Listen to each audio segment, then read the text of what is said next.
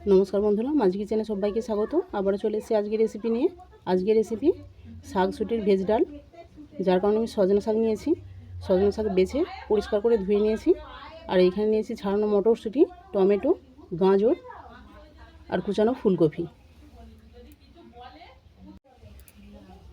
প্রথমে কড়ার মধ্যে অল্পটুকুনি জল দিয়ে শাক আর শুঁটিটাকে সেদ্ধ করে নেব। দিলাম সজনে শাক আর ছাড়ানো মটরশুঁটি। এটাকে একটা ডিশ ঢেকে দিলাম। 2 মিনিট ধরে আমি সেদ্ধ করে নেব। 2 মিনিট হয়ে গেছে। আমি শাক আর শুঁটি সেদ্ধ করতে দিয়েছিলাম। এরপর শাক আর শুঁটিটাকে আমি নামিয়ে নেব। দেখো জলটাও শুষে নিয়েছে। এই অবস্থাতে আমি নামিয়ে নিচ্ছি।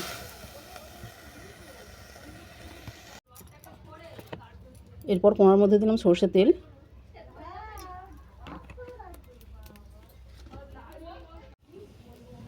তেল গরম হয়ে গেলে দেবো অল্প করে হিং,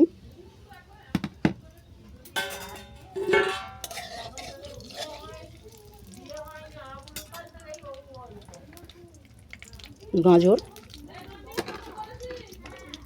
আর ফুলকপি।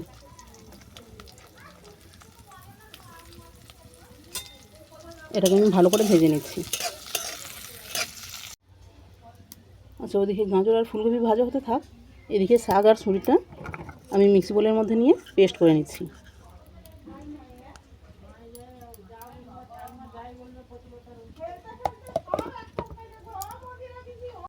ওদিকে শাক শুঁটি পেস্ট হয়ে গেছে আর এদিকে তো ফুলকপি গাজরটা ভাজা ভাজা হয়ে গেছে। এরপর দেবো কেটে রাখা টমেটো, আদা বাটা আর জিরে বাটা। এটাকে ভালো করে কষিয়ে নেব। সবজিটা ভালো করে কষিয়ে নেওয়ার পর দেবো হলুদ গুঁড়ো, প্রয়োজন মতো লবণ, স্বাদ মতো চিনি।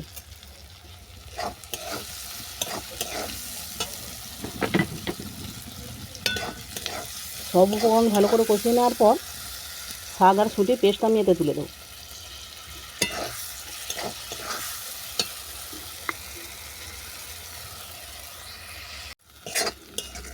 দেখো সব উপকরণ আমার 5 মিনিট ধরে ভালো করে কষানো হয়ে গেছে। এরপর যে মিক্সি বোলের মধ্যে আমি শাক আর শুঁটি পেস্ট করে রেখেছিলাম ওটা ধুয়ে জল দিয়ে দিচ্ছি।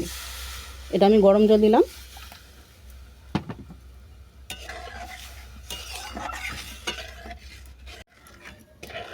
এই ডালটাকে আমি আরও 5 মিনিট ধরে ভালো করে ফুটিয়ে নেব। ফুটিয়ে অনেকটাই দেখো পাতলা আছে, এটা একটু বসা বসা করে নেব। দেখো ডালটা আমি 5 মিনিট ধরে ফুটিয়ে নিয়েছি আর অনেকটা গাঢ় হয়ে গেছে। এই অবস্থাতে আমি নামিয়ে নেব। নামিয়ে নিয়ে ফোড়নগুলো দিয়ে দেবো। আবারও কড়ার মধ্যে দিলাম সরষের তেল,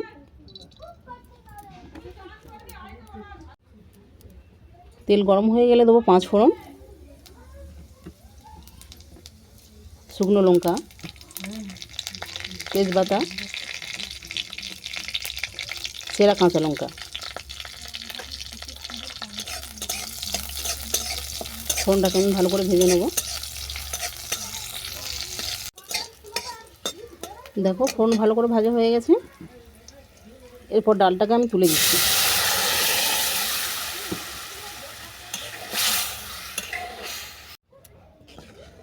ফোড়নের পর ডালটাকে আমি আর ফুটাবো না, কারণ আমি আগেই ভালো করে ফুটিয়ে নিয়েছি।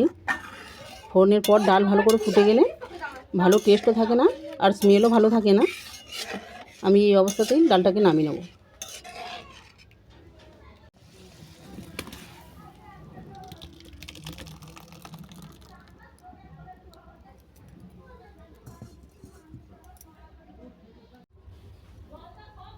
এরপর গার্নিশের জন্য দিলাম জিরে গুঁড়ো।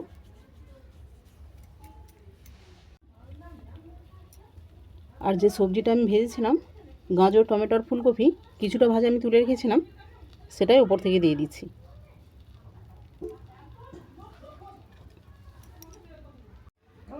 তাহলে শাকসুটির ভেজ ডাল তোমাদের কেমন লাগলো তোমরা কমেন্ট করে জানিও।